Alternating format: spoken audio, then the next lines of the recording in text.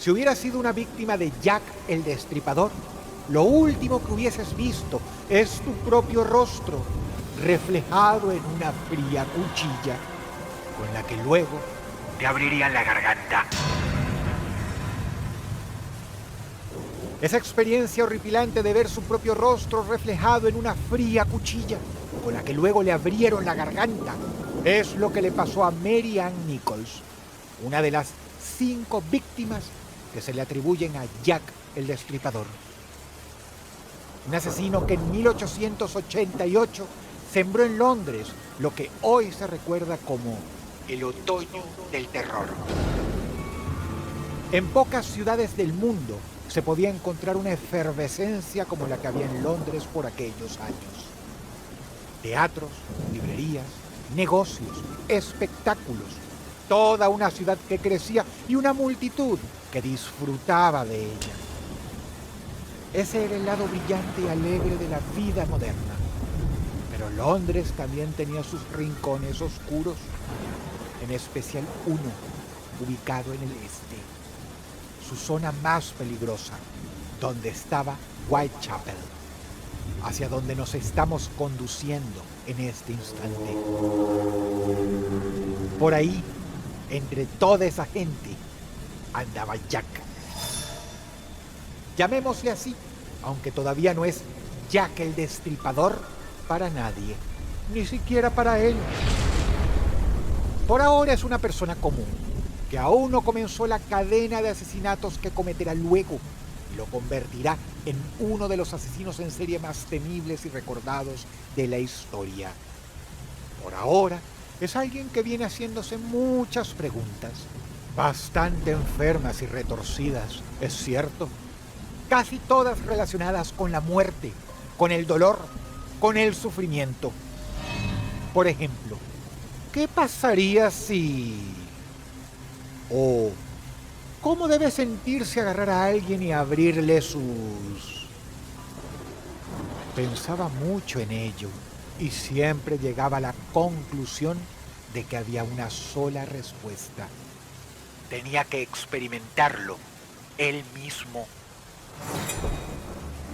Ya había elegido su arma, un cuchillo del que no se separaba desde chico, cuando ni siquiera pensaba en estas cosas.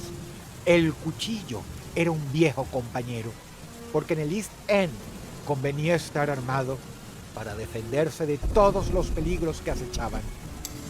Jack tenía un saco con bolsillos largos en los que solía esconderlo sin que se lo notara. Hoy sí, hoy es el día, hoy lo hago. Soy capaz, puedo hacerlo. No soy capaz, jamás voy a poder. ¿A quién engaño? Aunque no lo crean, hasta el asesino más frío suele tener sus dudas. Una cosa era imaginar un sinfín de maldades y otra era cometerlas. Pero Jack se equivocaba. Esa noche sería capaz. Esa noche sí lo haría. ¿A quién matar? Sabía que su víctima tenía que estar por ahí, en el East End, donde la vida no le importaba a nadie. Donde entre tanta gente hacinada, que alguien desapareciera no era noticia. De hecho, ya habían matado a unas prostitutas hacía poco. Martha Tabram y Emma Smith. ¿Quién recordaba esos nombres? Solo él, porque aquello lo alentó.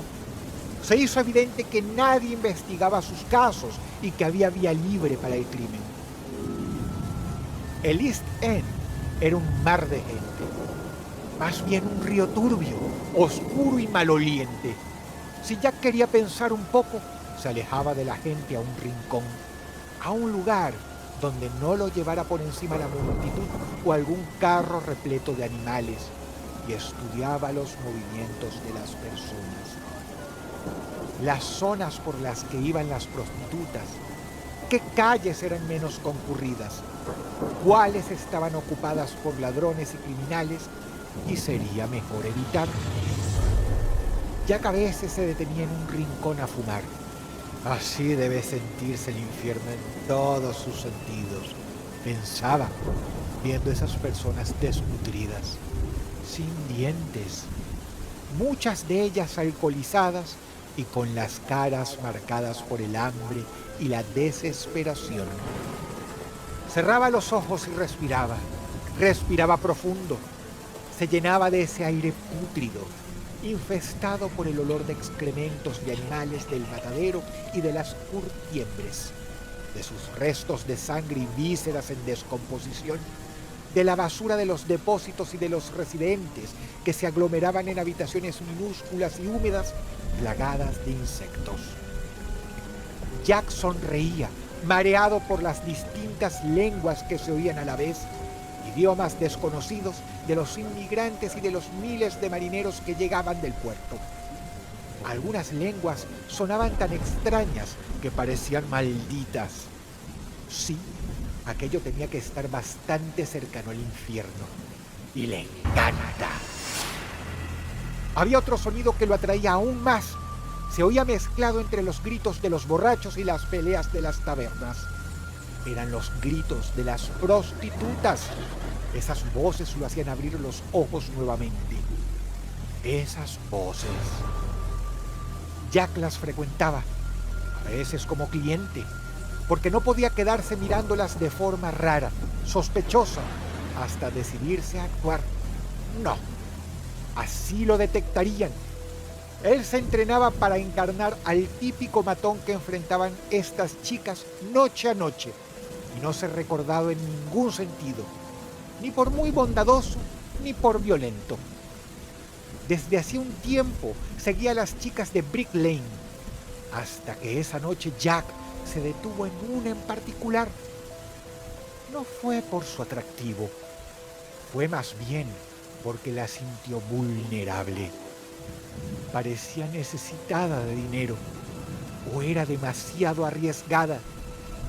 Jack vio que se le ofrecía a cada uno de los que pasaban y hasta conversó con unos tipos peligrosos que varias chicas rechazaron antes. Entonces la siguió. Midió su cuerpo. Podía controlarla con facilidad. A cada rato tocaba el cuchillo en su saco. Se aseguraba de tenerlo y lo acariciaba como a un amuleto. La chica entró en un pub, The Flying Pack. Estaba bastante lleno. Caminó directo a la barra y saludó a los gritos al cantinero. Jack la vio acercarse a una mesa repleta de marineros con vasos de cerveza en sus manos. Después se sentó en la falda de uno. Jack escupió a un costado y repitió: voy a hacerlo, voy a hacerlo, voy a hacerlo. No pensaba tomar alcohol. Se acomodó en una esquina. Tenía que estar lúcido para actuar, para elegir el momento indicado, el lugar y para poder huir. Solo había que tener paciencia. La noche estaba agitada. De un lado se oía el grito de alguien que pedía ayuda, porque lo asaltaron. De una taberna expulsaban a un borracho que terminó vomitando en el piso a los pocos pasos. Unos vándalos se acercaron enseguida a revisar sus bolsillos y le robaron el saco. Había varias peleas y muchos hombres que buscaban iniciar una por cualquier motivo. ¿Y tú qué estás mirando?, preguntaban a cualquiera. La chica seguía en el bar.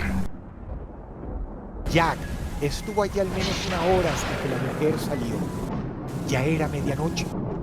La siguió todo el camino con la mano en el cuchillo, sin encontrar una oportunidad para abordarla.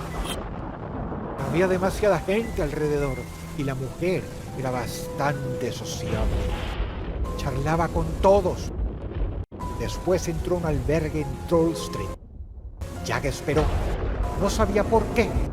Una intuición. Algo le decía que era ella y que esa era su noche. La mujer volvió a salir al rato. Tenía mala cara e insultaba a un hombre en el interior. Ya te voy a traer tu maldito dinero. Jack se alegró mucho. El escenario era ideal. Las calles ya estaban más vacías y en penumbras. Solo quedaban borrachos o vagabundos tirados entre la basura. Había una niebla espesa. Jack pensaba: voy por ti, voy por ti, voy por ti. Y por momentos creía que esos pensamientos podrían llegarle a la chica, a su mente, para aterrarla como por telepatía, para hacerla girar y asegurarse de que nadie la estaba siguiendo. Cuando aparecieron unas mujeres en Osborne Street, Jack se agazapó en un callejón. Escuchó risas. Las mujeres se conocían. Hablaban entre ellas. Esperó ahí hasta que finalmente pasaron. Su chica atravesaba el círculo de luz bajo una lámpara de gas. Después dobló hacia una calle muy oscura. Jack preparó el cuchillo y caminó apurado tras ella, sin correr. No quería que sus pisadas la alertaran. Todo tenía que salir perfecto. Fue muy rápido, tal vez no más de 5 minutos, los más intensos de toda su vida. Parecieron horas por la mezcla de ansiedad, miedo y tensión que sintió. ¿Quién sabe cómo era Jack antes de entrar a esa calle? Lo que es seguro es que quien salió de allí era una persona distinta, más cruel, más fría. Era una bestia que había renunciado para siempre a sus últimos rastros de humanidad. Sangre. Tenía sangre. Alguna marca en el cuerpo, en la ropa. Parecía que no. No pensó en eso hasta llegar a su cuarto. Se miró las manos. Le temblaban. No era miedo. Era pura excitación. Jack se quedó caminando en círculos sin poder creer lo que había ocurrido. Después se quedó dormido y tuvo el mejor de los sueños. Hubo varias noticias en la prensa. Jack las leyó con orgullo. De hecho, le daban bastante importancia al incidente. Se preguntaban si fue obra del mismo asesino de Smith y Taban. ¡No!, gritó Jack. Ya sabrían más de él. Apurado, buscó el nombre de la mujer. Mary Ann Nichols, 42 años. Describían su vida desgraciada, problemas de alcohol, de dinero. La habían encontrado en la madrugada del 31 de agosto, poco después de que la matara. A Jack le parecía mentira. Lo había logrado. Fue tan rápido el momento de la acción que casi no recordaba su obra. La revivió leyendo las noticias, especialmente los datos de la autopsia. A su suerte, el periodismo era cada vez más sensacionalista. Daban todos los detalles. A Nichols, Jack le había dado 2 cortes profundos en la garganta. Uno largo que cruzaba de oreja a oreja y que le cortó una arteria. También unos cortes en el abdomen. Una herida grande que iba de la zona baja del abdomen hasta el esternón y dejó a la vista sus intestinos. Jack no lo podía creer. Lo que era mejor es que no había testigos ni ninguna pista. Era un suceso. Todos los diarios estaban fascinados y se ocupaban de él. Por fin le prestaban también algo de atención a aquel agujero de Whitechapel, porque la presencia del asesino trajo algo más, algo que el gobierno no pudo pasar por alto. El pánico se propagaba por toda la ciudad. Jack se divertía leyendo las hipótesis, se reía a carcajadas de esas notas que discutían si él era zurdo o diestro, si tenía algún conocimiento de anatomía, si era doctor o tal vez un carnicero. Jack las amaba. Eran dignas de colección. Muchas de ellas las arrancaba y escondía esos recortes bajo su colchón. No le gustaba tanto cuando querían ponerle un rostro al asesino. Un rostro que no fuera el suyo, claro. La policía hablaba de algún mafioso, de esos que les exigían dinero a las prostitutas para dejarlas trabajar. En la prensa, en cambio, se inclinaban por un asesino, un maniático. Y y el nombre que repetían los titulares era el de Leather Apron. ¿Quién diablos era ese? Jack empezó a investigar. No quería que lo atraparan, pero tampoco que nadie se llevara el crédito de sus actos. Leather Apron. Leather Apron. No era más que un ladronzuelo, un matón de poca monta. Amenazaba a las prostitutas, las odiaba, pero no era más que un charlatán. Ya verían con quién estaban hablando. Jack volvió a las calles. Ahora, cuando alguien lo empujaba o lo miraba con desprecio, quería gritarles si tenían idea de a quién se enfrentaban. Te arrodillarías a pedirme perdón si supieras quién soy, basura. Soy el hombre del que habla toda la ciudad, el que les da pesadillas, el monstruo por el que piensan 2 veces si van a salir de noche. Se sentía muy bien esa fama. A pesar de la atención de los medios, Whitechapel seguía siendo el mismo infierno de siempre, hasta un poco más intenso, porque ahora al hedor habitual se le sumaba un nuevo perfume: el miedo de la población. Jack podía olerlo, saliendo de las pieles de cada uno de los transeúntes. Se miraban unos a otros con desconfianza, preguntándose quién de todos ellos era el asesino de Whitechapel. Jack cerró los ojos, abrió los brazos, respiró profundo, se llenó los pulmones de ese aire sucio y cargado de crímenes una vez más. ¡Ah! Whitechapel, aquí está tu asesino. Y estaba listo para atacar otra vez.